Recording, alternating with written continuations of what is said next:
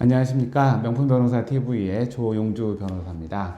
좋아요와 구독 부탁드리겠습니다. 앞으로 명품변호사 TV가 구독자 1000명이 되는 때까지 또 열심히 하도록 하겠습니다. 오늘 소개할 판결은 뭐냐면요. 여러분들 그 쑥뜸을 해보신 적이 있는지 모르겠네요.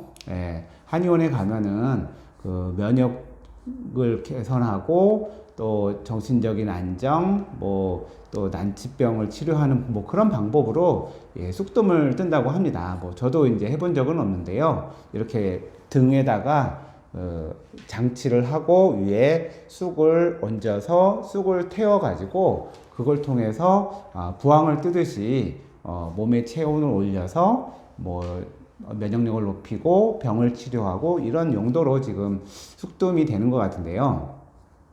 다만 쑥뜸은 그 치료 방법상 위에 이제 뜨거운 것이 있기 때문에 화상이 일어날 가능성이 있습니다.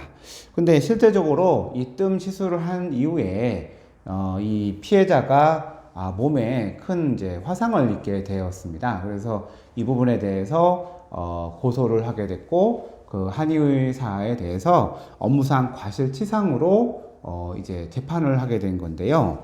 일단은 그 의사가 그 치료를 하는 도중에 그 정도의 이제 화상이 생기는 거에 대해서 그 한의사가 필요한 업무상 주의 의무를 다했느냐, 요게 하나가 쟁점이 됐고요. 또 하나는 뭐냐면 의사의 설명 의무가 있는데 이 치료는 어떻게 된다, 어떻게 될 수가 있다라고 설명을 하고 또 그 환자가 동의를 했다면 피해자의 승낙으로 위법성이 조각될 수도 있는 면이 있거든요. 그래서 이 두 가지가 이제 다투어졌는데 일단은 그 업무상 과실에 대해서는 일단은 그 한의사가 자기가 예견할 수 있는 범위 내에서 가장 적절한 의료 치료 대처를 하게 되면 그렇게 되면은 과실이 없다고 할 수가 있는 거죠.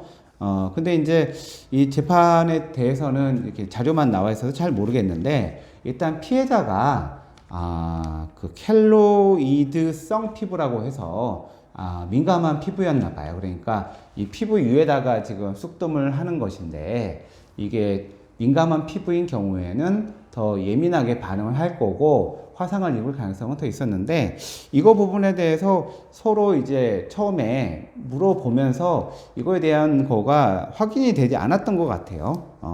그리고 어차피 그렇다 하더라도 그 이 한의사가 주장하는 건 뭐냐면 어차피 우리도 이제 부항을 뜨면은 나중에 흔적이 남잖아요. 그래서 이것도 하다 보면 흔적이 남고 자연 치유가 되고 자기가 몸이 면역이 좋으면 치유가 돼서 처음에는 흔적이 남더라도 나중에는 이제 없어지는 것이 당연한데 지금 이 사건에서는 화상을 입어서 흉터가 이제 크게 생긴 그런 사건이라서 이 의사 입장에서는 처음에 이걸 했을 때 특별한 피부를 가진 사람에게는 또 다른 반응, 또 이 사건처럼 염증이 생기고 화상이 생길 수 있는 그런 것까지 이제 확인해야 되는데 그 점을 확인하지 못한 점은 의사의 잘못인 것 같고요.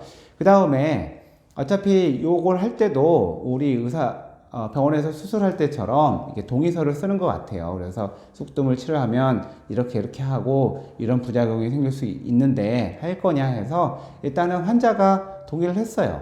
근데 이제 거기는 뭐라고 써 있냐면은 흉터가 생길 수 있다. 근데 최소한의 뜸의 흔적 정도다라고 이렇게 기재가 되어 있었던 것 같아요.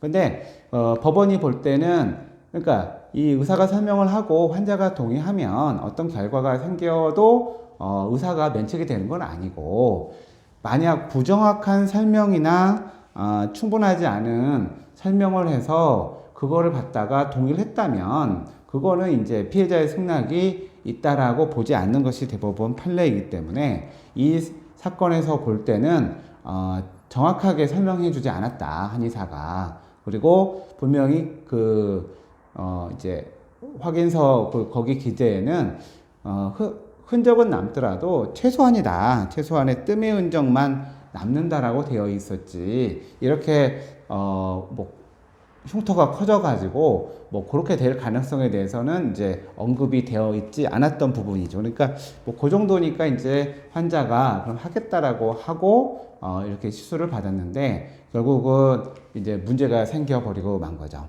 그래서 지금 1심 판결이긴 한데요. 법원에서는 일단은 한의사가 이 환자의 특성에 대해서 정확하게 확인하지 않았고, 그러니까 주의무를 위반했고, 그 다음에 환자한테 이걸 하게 되면 어떠한 부작용이나 문제가 생길 수 있는지에 대해서 정확하게 설명하지 않았기 때문에 이거에 대해서 동의를 했다 하더라도 부정확하거나 충분하지 않은 설명을 했기 때문에 이렇게 해서 피해자 승낙이 있다고 보기도 어렵다라고 해가지고 업무상 과실치상으로 인정을 했습니다.